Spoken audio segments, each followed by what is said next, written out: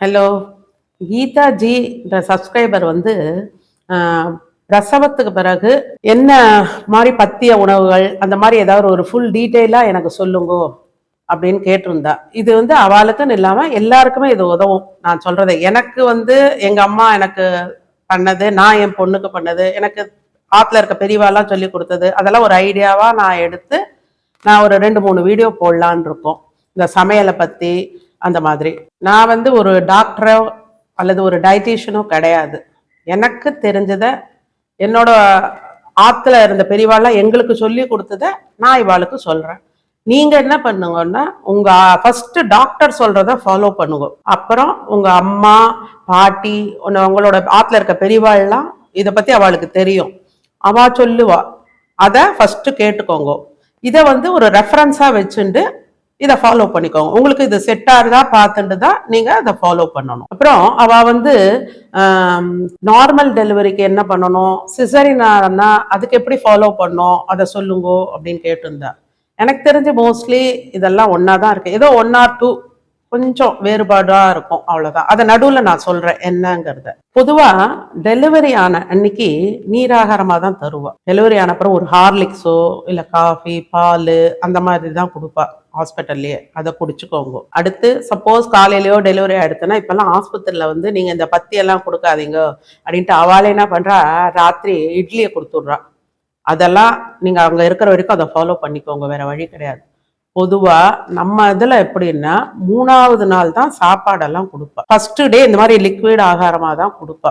ரொம்ப பசிச்சதுன்னா ராத்திரி இந்த புழுங்கல் அரிசியை வந்து ஆல்ரெடி இதெல்லாம் ரெடி பண்ணி வச்சுக்கணும். ஆற்றுல களைஞ்சிட்டு நல்லா உணர்த்திடணும், வெயில நல்லா உணர்த்திட்டு அதுக்கப்புறம் வறுத்துடுங்க. வறுத்து அதை வந்து பொடிச்சுக்கணும், ரவையாக பொடிச்சு வச்சுட்டு அந்த கஞ்சிக்கு அப்பப்போ பசியாக இருக்கும்போது டக்குன்னு ஒரு 2 ஸ்பூன் போட்டோமா, சொட்டு ஜலத்தை விட்டு கரைச்சி அதை கஞ்சி ஆக்கி சொட்டு பால் சர்க்கரையை போட்டு கொடுத்துடலாம். அந்த மாதிரி கொடுங்க. அப்புறம் இந்த செகண்ட் டே வந்து பொதுவாக வந்து பிரெட்டு, இட்லி, இடியாப்பம் அந்த மாதிரி தான் தருவா. நீங்கள் ஹாஸ்பிட்டல் என்ன கொடுப்பாலோ அதுவும் அதைய எடுத்துக்கோங்க. இப்போ இந்த சிசரின் ஆனவாளுக்கு நார்மல் டெலிவரியோட இந்த செகண்ட் டேலாம் பயங்கரமாக கேஸ் ஃபார்ம் ஆகும். அது நான் அனுபவத்தில் பார்த்துருக்கேன் நிறைய பேர்கிட்ட. ரொம்ப தவிப்பா, வயிற்ற வலிக்கிறது அப்படி இப்படின்னு. ஏன்னா அவளுக்கு ஸ்டிச் எல்லாம் வேற போட்டிருக்கிறதால கொஞ்சம் கஷ்டமா தான் இருக்கும். அப்புறம் அவளுக்கு என்ன பண்ணலாம்னா, இந்த பெருங்காயம் இருக்கு இல்லையா, அந்த பெருங்காயத்தை வந்து நல்லா கிள்ளி நல்லா வெறும் வானல் நல்லா வறுத்துருவோம், எண்ணெய் விட வேண்டாம். வறுத்துட்டு அது பொடி பண்ணி அதை சொட்டு உருட்டி அப்படியே கொடுக்க வேண்டியது தான். அதை முழுங்க மாட்டா, சொட்டு வெந்நீரை விட்டுட்டு அப்படியே முழுங்க வேண்டியது தான். மற்ற நாள்னாக்க மோரில் போட்டு பொடி பண்ணதை கலந்து கொடுக்கலாம். உடனே டெலிவரி ஆனவளுக்கு மோரெல்லாம் கொடுக்க கூடாது அடுத்த நாள்லாம். எங்க அம்மா ஆனா எங்களுக்கெல்லாம் எப்படி கொடுத்தானா, எங்களுக்கெல்லாம் ஒத்துண்டது. பூவன் பழம் இருக்கும் இல்லையா, அந்த பழத்தை ஒரு 1/2 பழத்தை எடுப்பா, அதையே 3ஆ கட் பண்ணிடுவா. கட் பண்ணிட்டு அந்த பழம் ரவுண்டா இருக்கு இல்லையா, நடுவுல துளியோண்டு எடுத்துட்டு அந்த பழத்துல இருந்து சதையை கொஞ்சம் எடுத்துட்டு இந்த பெருங்காய இதை அது உள்ள வச்சுட்டு இந்த சதையை மறுபடியும் மூடிடுவா. எடுத்த அந்த இதை மறுபடியும் பழத்தோட அந்த விழுதை மேல வச்சு மூடிடுவா. இப்ப அது அப்படியே வாயில கொடுப்பா, அப்படியே முழுங்கிடுங்கோன்னுவா. சின்ன பிட்டா ரவுண்டா, நான் சொல்றதே ஒரு சின்ன பூவன் பழம், அதுல பாதி, அந்த பாதியே 3ஆ கட் பண்ணுவா. சரிதா? அந்த மாதிரி ஒரு 2 பிட்டு கொடுப்பா. கொடுத்தா அது கொஞ்ச நேரத்துல அது வந்து கேஸ் போயிடும் அப்படின்வா. அதெல்லாம் அந்த கால வைத்தியம், அதெல்லாம் கேட்டுக்கோங்க ஆத்துல. இது செகண்ட் டே வந்து இப்போ எல்லாருமே இந்த வந்து செகண்ட் டே வந்து நம்ம கொஞ்சம் கஞ்சி இட்லி அதெல்லாம் கொடுத்துக்கலாம் ஆஸ்பத்திரியில் இருக்க வரைக்கும். தேர்ட் டே மோஸ்ட்லி ஆற்றுக்கு அமுச்சுடுறா இல்லையா, அன்னிலேருந்து பத்தியம், பொதுவாக பத்தியம் போடுவா. அன்னைக்குதான் எல்லாருக்கும் லெட்டர்லாம் போடுவா, இந்த மாதிரி பத்தியம் போட ஆரம்பிச்சாச்சு அப்படி இப்படின்ட்டு, குழந்தை பிறந்திருக்கு அப்படின்னு எல்லாம் அறிஞ்சவாருக்கலாம் முன்னெல்லாம் அந்த மாதிரி பண்ணுவா. அப்புறம் அந்த தேர்ட் டே அன்னைக்கு என்ன பண்ணணும், வெறும் ரசம் சாதம் தான் போட்டா எங்க அம்மாலாம் எங்களுக்கு. எப்படின்னா நன்னா சாதத்தை வந்து குழைய வடிச்சுடுவா. வடிச்சுட்டு நான் ரசம் போட்டிருக்கேன் பாருங்க, அதுல மிளகு ஜீரக ரசம்னு போட்டிருக்கேன். அதுல 4 பூண்டு பல்லு சேர்ப்பா எங்க அம்மா. ரொம்ப இல்லை, ஒரு 2 ஃபர்ஸ்ட் டே ஒரு 2-3 பல்லு, அப்புறம் ஒரு 4 பல்லு சேர்த்துக்கலாம். அந்த ரசத்தை என்ன பண்ணுவான்னா, அந்த சாதத்தை நல்லா புனர்பாகம்னு பாருங்க, அந்த மாதிரி நல்லா மசிச்சுடுவா. கரண்டியால மசிச்சுட்டு நல்லா நெய்யை விட்டு இந்த ரசத்தை தெளிவா விட்டு நல்லா கையில எடுத்து ஏந்தெல்லாம் சாப்பிட்ற அளவுக்கு அந்த மாதிரி பண்ணி அதை ஒரு தட்டில் போட்டு நமக்கு ஸ்பூனை போட்டோ இல்லை கையில் எடுத்தோ அப்படியே சாப்பிட்டுக்க வேண்டியதுதான். அப்புறம் இந்த பத்திய சாப்பாடெல்லாம் வந்துட்டு பொதுவாக நம்மளை வந்து இந்த புண்ணியாதானம் வரைக்கும் ஒரு தனி ரூம்ல தானே இருப்போம் இல்லையா? அதனால எல்லார் எதிர்ப்புலையும் அந்த சாதம்லாம் போட மாட்டேன், நன்னா பசிக்கும். அதனால தனியாக தான் உட்கார வச்சு இந்த சாதத்தை போடுவா. அதுக்கு ஒன்றா அன்னைக்கு ஒன்று பிஞ்சா ஒரு ஏதாவது ஒரு அவரைக்காய் இல்லை அவரைக்காய் நல்லா இருக்கும், அதை பிஞ்சு இந்த நாட்டு அவரைக்கான்னு சொல்லுவா பாருங்க, அதை வெறுமனை வதக்கிட்டு நெய்யை விட்டு 2 மிளகு ஜீரக பொடி, அதெல்லாம் நான் வந்து இந்த இதில் கொடுத்துருக்கேன், அதை பார்த்து தெரிஞ்சுக்கோங்க. மிளகு ஜீரக பொடியை போட்டு அந்த தொட்டுக்கிறதுக்கு அந்த காய் தரலாம். அப்புறம் இந்த காலையில் உரக்குத்தின தயிர் இருக்கு பாருங்க, அதை தான் மத்தியானம் சாப்பாட்டுக்கு கொடுப்பா. இப்போ காலையில எழுந்த உடனே அந்த அறையிலேயே என்ன பண்ணுவான்னா, ஃபர்ஸ்ட் நான் போட்டிருக்கேன் இந்த வெத்தலையில இந்த மருந்து பண்றோம் பாருங்க, பூண்டு மருந்தோட கலந்து இதை வந்து காலையில கொடுத்துருவா. விடிகாலம்பர 5 மணிக்கு எழுப்பி கொடுத்துட்டா அதை நாம சாப்பிட்டுடணும். உள்ள பெத்தவா சாப்பிட்டுட்டு அப்புறம் கம்முன்னு படுத்துக்க சொல்லிடுவா. அவ்வளவுதான். படுத்துட்டு 1 மணி நேரத்துக்கு மேல 2 மணி நேரமாவது கொஞ்ச நேரம் படுத்துட்டு அதுக்கப்புறம் எழுந்து வாய் கொப்பளிச்சுட்டு அப்புறம் தான் காப்பியோ பாலோ குடிக்கணும். அப்பதான் அந்த லேகிய மருந்தை சாப்பிட்டா தான் உள்ள இருக்க அந்த டர்ட் அதாவது உதிரமெல்லாம் வெளியில வந்துடும். டெய்லி நம்ம சாப்பிட சாப்பிட அப்புறம் நல்ல பசியை தூணும். அப்புறம் வந்து ரொம்ப நல்லது, ஜீரணத்துக்கு ரொம்ப நல்லது. அதுல எல்லா நாட்டு மருந்துகளும் இருக்கு இல்லையா? அதனாலதான் அந்த காலத்துல இந்த பெரியவா அதெல்லாம் போட்டு அந்த மருந்தை தயாரிச்சு எல்லாருக்கும் கொடுத்துருக்கா. அடுத்து என்ன பண்ணுவான்னா, பசிக்கும் இந்த மருந்தெல்லாம் சாப்பிட்றதால. அதனால 2 இட்லி அந்த மாதிரி எடுத்துக்கோங்க, ரொம்ப வேண்டாம். ஒரு 2 இட்லி, அப்புறம் வந்து 2 இடியாப்பம், அந்த இல்லாட்டா 2 பிரெட் ஸ்லைஸ் அதை கூட டோஸ்ட் பண்ணி சாப்பிடலாம். கொஞ்சம் நெய்யை விட்டு சர்க்கரையை போட்டுட்டு சாப்பிடணும். எல்லாத்துக்குமே நல்லெண்ணெய் சர்க்கரை அந்த மாதிரி இது ஒரு வாரத்துக்கு அதுதான் சாப்பிடணும். அந்த மாதிரி மற்றபடி மிளகா பொடியை போட்டுண்டு சாம்பாரை விட்டுண்டு ரசத்தை விட்டுண்டு அதெல்லாம் சாப்பிடவே கூடாது. காலம்பரை பிரேக்ஃபாஸ்ட் வந்து அப்படிதான் சாப்பிடணும். அடுத்து உடனே என்ன பண்ணுவா, கொஞ்ச நாள் கழிச்சுட்டு ஒரு மணி நேரம் கழிச்சுட்டு ஒரு 10-10:30 குளப்பாட்டி விடுவா. நீங்க குளிச்சு குழந்தை குளிக்கணும். அடுத்து பொதுவா அப்பெல்லாம் நாங்கெல்லாம் 1 to 1 நாள் எண்ணெய் தேய்ச்சி குளிக்க சொல்லுவா எங்க அம்மா. 1 மாசமாவது அட்லீஸ்ட் குளிக்கணும். அதாவது இந்த எண்ணெய் தேய்ச்சி குளியெல்லாம் புண்ணியாதனம் முடிஞ்சுதான். அது வரைக்கும் டாக்டர் சொல்லுவா இல்லையா, இப்ப சிசரியன் பண்ணாக்க ஒரு 4 நாள் குளிக்காதீங்கோ, அதுக்கப்புறம் குளிங்கோ அப்படிலாம் சொல்லுவா. அந்த மாதிரி பார்த்துட்டு அது குளிங்க. நார்மல் டெலிவரினா சாதாரணமா குளிச்சுட்டு வாங்க. புண்ணியாஜனம் கழிஞ்சுட்டு தான் தலைக்கே குளிக்கணும். அப்புறம் மத்தியானம் சாப்பாடு கொடுக்குறா இல்லையா, அந்த சாப்பாடு வந்துட்டு நான் போட்டிருக்கேன் எனக்கு தெரிஞ்ச அளவுக்கு. பொதுவா அவரைக்காய் பிஞ்சு அவரைக்காய் நாட்டு அவரைக்காய் எடுத்துக்கணும். அப்புறம் பிஞ்சு நீட்டு புடலங்காய் கிடைச்சதுன்னு வச்சுக்கோங்க. அது கிடைக்கலன்னா சின்ன புடலங்காய் கூட ரொம்ப எலசா இருக்கிற மாதிரி வைக்கோங்க. அதே மாதிரி முருங்கைக்காய், அதாவது பிஞ்சா இருக்கணும், அதுவும் தடி தடியா வாங்கக்கூடாது. அந்த மாதிரி வாங்கிட்டு இதெல்லாம் பைத்தம்பருப்பு போட்டு கூட்டு பண்ணும். இந்த கூட்டுக்கு கரைச்செல்லாம் விடக்கூடாது. இந்த காயை அதுவும் குக்கர்ல போட்டு வச்சு வெறும்னா தாளிச்சுக்கணும். இதுக்கு காரம் என்னன்னா மிளகு ஜீரகம் தான். மிளகையும் ஜீரகத்தையும் வெறும் வாழ்நிலை வறுத்துட்டு அதை பொடி பண்ணி எடுத்து ரெடியா வச்சுக்கணும். இந்த கூட்டுக்கு அதில் போட்டு சொட்டு பெருங்காய பொடியை போட்டு துளியுண்டு நெய்யோ நல்லெண்ணெய் நெய் தான் சேர்க்கணும் எல்லாத்துக்குமே. மற்றபடி இந்த கடலெண்ணெய் சேர்த்தேன் தேங்காய் எண்ணெய் சேர்த்தேன்னு அதெல்லாம் சேர்க்கக்கூடாது. அதுக்கப்புறம் சிலர் தேங்காய் எண்ணெய் சேர்க்கிறவா அவா சேர்த்துப்பா, அவாத்து வழக்கம்னா. இப்போ பொதுவா நல்லெண்ணெய் தான் நிறைய சேர்ப்பான், அதில் தான் தாளிச்சு கொட்டணும். அந்த மாதிரி ஒரு கூட்டு. அப்புறம் கறி வகைகள் இதே மாதிரிதான். அந்த அவரைக்காய் பிஞ்சு அவரைக்காய் புடலங்காய், அப்புறம் இது ரெண்டுத்தையும் என்ன பண்ணுவா, இந்த 10 நாளைக்குள்ள கொடுக்கறனா கறினா பயத்தம்பருப்பு 1 ஸ்பூன் ஊற போட்டுடணும். ஊற போட்டுட்டு அது 2 நம்ம தேங்காய்க்கு பற்றி அந்த போட்டு அதில் வதக்கிடுவா. அந்த காயோடைய அதெல்லாம் நான் போட்டிருக்கேன், அதை பாருங்க. அதை வதக்கிட்டு அதை கறியா பண்ணி எடுத்து கொடுத்துருவா. நன்னா பசிக்கும், நன்னா சாப்பிடலாம் நிறைய தாராளமா. அப்புறம் வந்துட்டு ஒரு 10 நாள் நடுவுல என்ன பண்ணுவோம், சில நாளைக்கு சாயந்தரத்துல வந்து எங்க அம்மாலாம் பால் சாதம் தான் கொடுக்க சொல்லுவா. பால் சாதம் தான் சாப்பிடுவோம். அப்படியும் மிஞ்சி இல்லை எங்களுக்கு வேணும்னா நீங்க ஃப்ரெஷ்ஷா உர குத்தினா ஃப்ரிட்ஜில் வைக்காத தயிரை வந்து சிலிப்பிட்டு சாயந்தர வேலையில விடலாம். காலையில மத்தியான வேலைக்கு தயிர் விடலாம், ராத்திரி வேலைக்கு அந்த சிலிப்பினா கெட்டியா கொஞ்சம் மோர் அப்படியே அந்த மாதிரி விடலாம். இப்போ இந்த மோர் தயிரெல்லாம் சிலருக்கு ஒத்துக்கலைன்னா அதுக்கு என்ன பண்ணுவான்னா எங்க அம்மா இழுப்பக்கரண்டி காம்பை வந்து அடுப்பு அந்த இதில் காட்டணும், கேஸ்ல அப்படி மேலே காட்டுங்க, நல்லா சுடும். சுட்ட உடனே நம்ம விட்டுக்கு போற அந்த தயிர்ல அதுல அந்த காம்பை வந்து அதுல விடுவா சொர்றன்னு. விட்டுட்டு ஒரு இப்படி கலக்கிட்டு எடுத்துருவா, அவ்வளவுதான். ஏன்னா அதுல எந்த அந்த தன்மை இருந்தாலும் முறிச்சுடுவான். அந்த மாதிரி புள்ள பெத்தாளுக்கு கொடுக்கணும் மோர் தயிர் எல்லாம் அப்படிதான் சொல்லுவா. அந்த மாதிரி விட்டுக்கலாம்.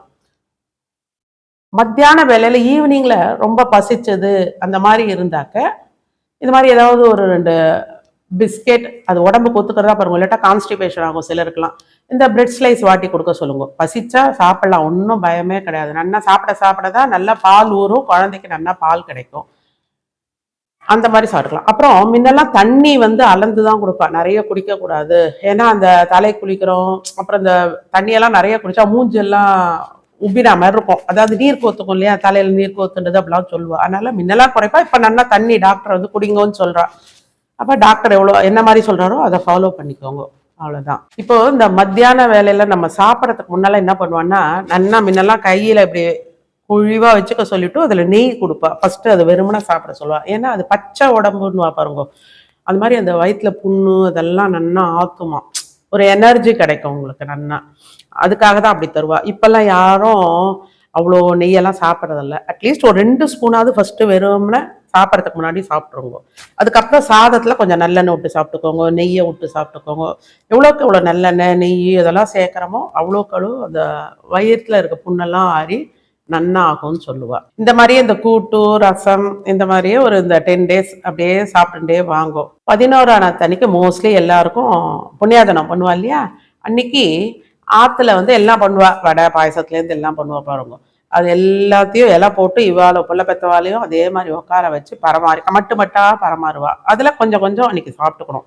அன்னைக்கு இந்த தேங்காய் போட்ட கறி, தேங்காய் போட்ட கூட்டு எல்லாம் எடுத்தோன்னு நிறைய சாப்பிடாதீங்க, துளி துளி ஒரு ஸ்பூன் சாப்பிட்டுக்கோங்க. நல்லா அன்னைக்கு ரச சாதம் வெறும்ன கரிகாவை தொட்டுண்டு அந்த மாதிரி ஏதோ சாப்பிடுவோம். எல்லாத்துலயும் துளி துளி சாப்பிட்டுக்கோங்க சாஸ்திரத்துக்கு. அதுக்கப்புறம் தான் நீங்க கொஞ்சம் கொஞ்சமா இன்க்ரீஸ் பண்ணுங்க. என்ன கேட்டா அட்லீஸ்ட் ஒரு 1.5 மாசம் வரைக்கும் இந்த மாதிரி பத்திய சாப்பாடையே நன்னா சாப்பிட்டுட்டு வந்தா உடம்பு நன்னா இருக்கும். ஃபியூச்சர்ல குழந்தைய நன்னா ஹேண்டில் பண்ணி நம்ம நன்னா வச்சு தூக்கத்துக்குலாம் தெம்பு கிடைக்கும். அதுக்காக தான் சொல்றா அவள்லாம். இப்போ 11ஆம் புண்ணியாஜன முடிஞ்சதுக்கு அப்புறம் அதே மாதிரி ஆஸ் யூஷுவல் காலம்பரை இட்லி, அப்புறம் இந்த மாதிரி டிஃபன் ஐட்டம் ஏதாவது லைட்டா சாப்பிட்டு சொல்லுவா. 2 3 அவ்வளவுதான் கொடுப்பா. புழுங்கல் அரிசியில வெந்தயம் மட்டும் போட்டு அரைச்சிக்கணும். அரைச்சிட்டு அது ரொம்ப புளிக்க வேண்டாம். இன்னைக்கு சாயந்தரம் அரைச்சிட்டு நாளைக்கு காலையில ஒரு 2 அப்படியே ஊத்தாப்பம் மாதிரி, கொஞ்சம் ரொம்ப கரகரெல்லாம் வாங்க வேண்டாம், கொஞ்சம் ஊத்தாப்பம் மாதிரி பார்த்து கொடுக்கலாம். அந்த மாதிரி ஒன்று. அதை ஃபர்ஸ்ட் இந்த பத்திய சாப்பாடு 3ஆம் நாள் போடுறா பாருங்க, அன்னைக்கு ஃபர்ஸ்ட் சுவாமியை வேண்டிட்டு ஃபர்ஸ்ட் எடுத்துக்கோங்க. ஆத்துல இருக்க அம்மாவே அப்படித்தான் கொடுப்பா. சுவாமிகிட்ட வேண்டிட்டு நல்லபடியா குழந்தைகளுக்கு அந்த சாப்பாடெல்லாம் ஒத்துக்கணும். அந்த பிறந்த குழந்தைக்கும் அதெல்லாம் ஏற்றுக்கணும் இல்லையா, தாய்ப்பால் மூலியமா எல்லாம் போறது அந்த குழந்தைக்கு. அதனால ஃபர்ஸ்ட் சுவாமிகிட்ட அந்த வேண்டிட்டு அதுக்கப்புறம் கொடுப்பா. இந்த புண்ணியாஜனம் முடிஞ்சதுக்கு அப்புறம் ஆஸ் யூஷுவல் இந்த டிஃபன் மத்தியானம் இந்த மாதிரி கூட்டு என்ன பண்ணுவா, இந்த அங்காய பொடி, நான் சில பொடிகள் போட்டிருக்கேன், அதை பாருங்க. இந்த அங்காய பொடியை ஒரு 2 வாய் ஃபர்ஸ்ட் சாப்பிட சொல்லுவா. நெய்யை விட்டுண்டு கொஞ்சம் நல்லெண்ணெயை விட்டுண்டு ஒரு ஸ்பூன் போட்டு ஒரு 2 உருண்டை ஃபர்ஸ்ட் சாப்பிடணும். அதுக்கப்புறம் அந்த கூட்டு என்ன கறி, அப்புறம் ரசம் தயிர் இதெல்லாம் சாப்பிடல, சொட்டு அவ்வளோதான் பிடிக்கும், அதுக்கு மேலே சாப்பிட முடியாத அப்படி கொடுப்பா. அதை சாப்பிட்டுக்கோங்க. அதுக்கப்புறம் சாயந்தரம் பசிச்சாதான் இந்த பிரெட் டோஸ்ட்டு ஏதோ 2 பிஸ்கெட்டு அந்த மாதிரி லைட்டாக எடுத்துக்கோங்க. அப்புறம் பொழுதோட பொதுவாகவே 7:30 8 மணிக்குள்ள சாத்தை போட்டுருவா. அப்போ இதே தான், இந்த பொடி சாதம் 2 உருண்டை சாப்பிட்டுக்கணும். நான் 2 3 பொடி போட்டிருக்கேன், கருவேப்பிலை பொடி, வெங்காய பொடி, பொதுவாக மிளகு ஜீரக பொடி கூட சாப்பிடலாம். மட்டா மிளகு ஜீரகம் அதை பொடி பண்ணி சாத்த மேலே சேர்ந்தா மாதிரி போட்டுட்டு நெய்யை சுட சுட வச்சு அப்போ அது மேலே ஊற்றணும், அது மேலே அந்த நெய்யை ஊடணும். அப்படி இல்லைன்னா இந்த அடுப்பை அணைச்சிட்டு அந்த நெய்யில இது பவுடரை போட்டுருங்க. அதாவது அதான் மிளகு ஜீரக பொடி இருக்கு இல்லையா, அதை போட்டு ரொம்ப மைய அரைக்கக்கூடாது. சாப்பிட்றதுக்கு கறிக்கு போடுறதுக்குலாம் மைய அரைப்போம், இதுக்கு கொஞ்சம் குறகுறப்பா அரைச்சிட்டு இதில் போட்டு அப்புறம் சாத்தில் போட்டு மட்டா உப்பை போட்டு கலந்து சாப்பிட்டா அதுவும் நல்லா இருக்கும். அப்புறம் ராத்திரி வேலைக்கு சொல்கிறேன் இதெல்லாம். அதுக்கப்புறம் இந்த மணத்தக்காளி வத்தல் இருக்கு இல்லையா, அது ரொம்ப நல்லது, புண்ணெல்லாம் ஆத்தும்பா. அதனால அதை பொரிச்சு கொஞ்சோண்டு நெய்யில் பொரிச்சு அதை நொறுக்கக்கூடாது. நொறுக்கினாதான் ரொம்ப கசப்பு அதெல்லாம் தெரியும். அது அப்படி ஒன்றும் கசக்காது, இருந்தாலும் சொல்கிறேன்.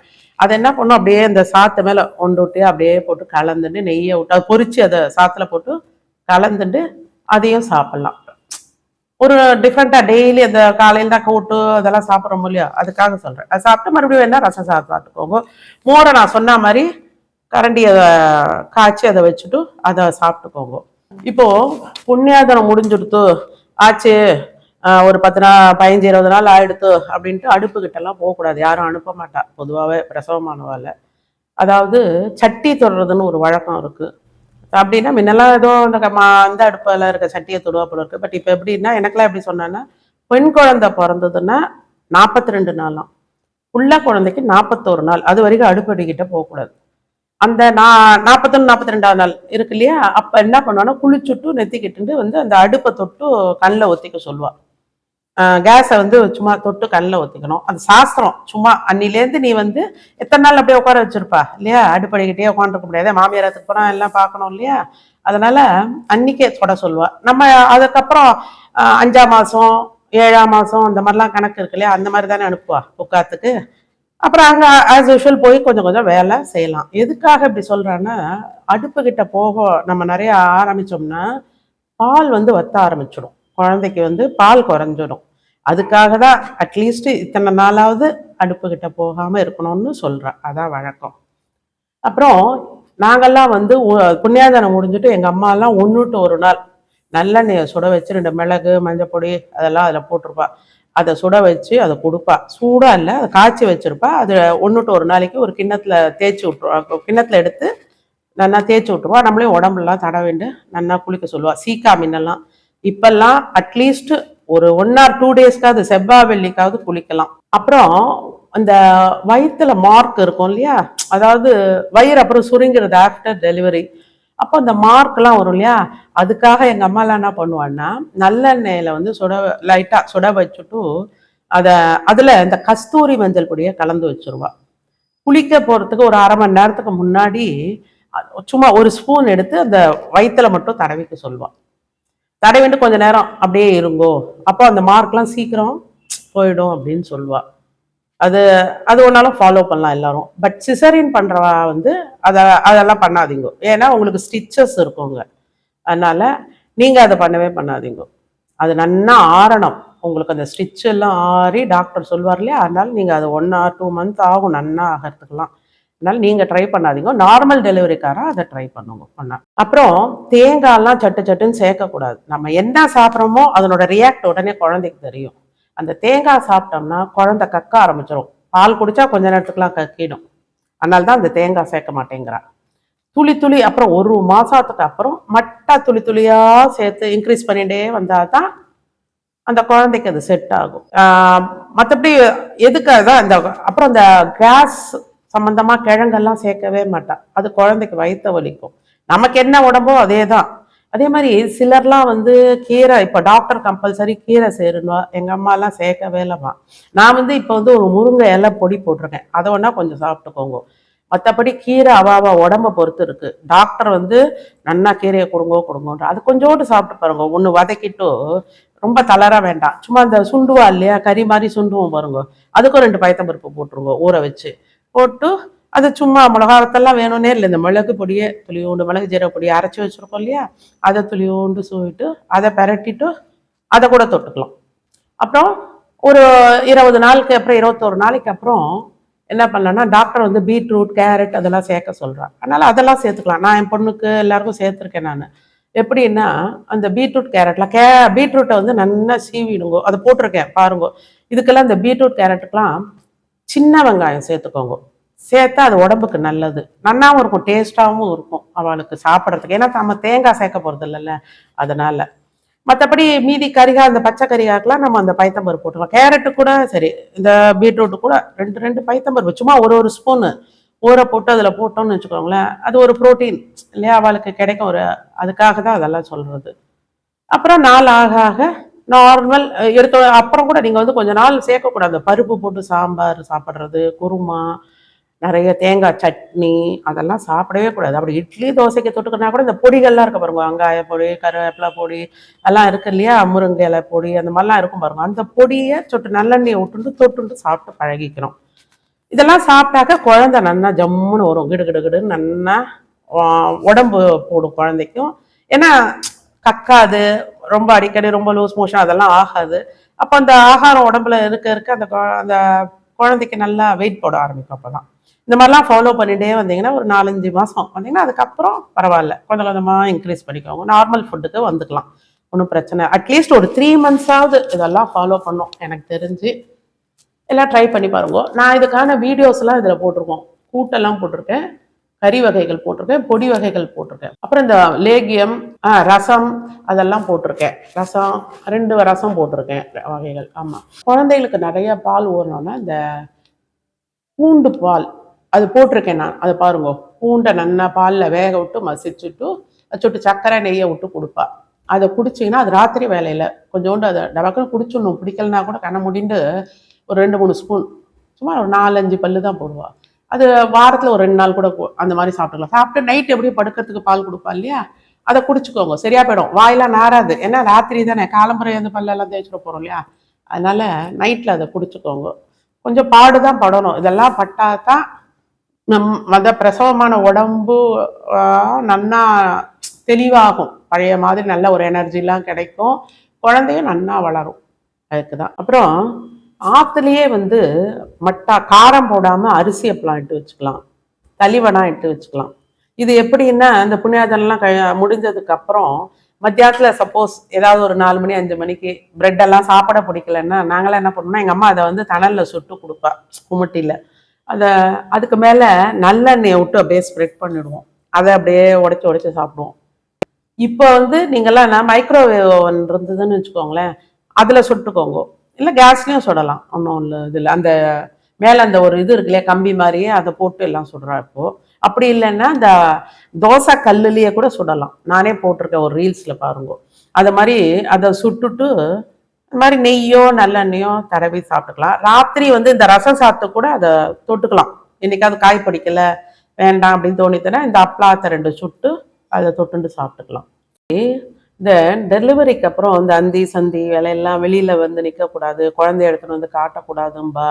ஏன்னா இந்த பட்சி தோஷம், அப்புறம் சில லேடிஸ்லாம் தூரம் குளிச்ச அன்னைக்கெல்லாம் அவெல்லாம் எடுத்துக்க கூடாதுன்பா. தாயாரை தவிர மீது யாருமே தொட்டால் அது தோஷம் தாங்கும்னு சொல்லுவோம், அதெல்லாம் பார்த்துக்கணும். அப்புறம் அந்த படுக்கையில் கீழே கட்டிலுக்கு கீழே எப்பயுமே ஒரு 2 ஆணி மாதிரி ஏதாவது அந்த காலில் ஓரத்தில் போட்டு வைங்க, இரும்பு துண்டு 2 போட்டு வைக்கணும். அப்புறம் கொஞ்சம் வேப்பிலையை போட்டு வைப்பா, கொஞ்சோண்டு ஆரத்தி டெய்லியே கரைப்பா, கரைச்சிட்டு அதை அடியிலேயே வச்சுட்டு இருப்பா. டெய்லி கரைச்சி அதை எடுத்து கட்டிலுக்கு அடியில் வச்சுருப்பா. ஏன்னா இதெல்லாம் இந்த தோஷம் திருஷ்டி இதெல்லாம் இருக்கு இல்லையா, அதெல்லாம் போகும்பா. இந்த வேப்பலை இந்த இரும்பு கம்பியை தான் ஆணிலாம் போட்டு வைக்கிறதால நெகட்டிவ் வைப்ரேஷன்லாம் இல்லாமல் இருக்கும். அதுக்காக தான் அதெல்லாம் அந்த காலத்தில் பண்ணியிருக்கா. அப்புறம் இந்த மாதிரி குழந்தைக்கு வந்து இப்போ ராத்திரிலாம் பால் எடுத்து விடுவோம், அது அழுவும். மோஸ்ட்லி கொஞ்சம் பெரியவா யாராவது பார்த்துட்டா கூட தாயாருக்கு வந்து அவ்வளோ தூக்கம் இருக்காது தான் பாவம். அப்புறம் உட்காந்து இப்போது சிசரின் ஆனவாளுக்கெல்லாம் பாவம் யாராவது குழந்தை அப்படி அடியில் அப்படி கை தாங்களா பிடிச்சிப்போம், அப்போ தான் ஃபீட் பண்ண முடியும் அவளால். அந்த ஒரு வாரமாவது வலிக்கும் இல்லையா.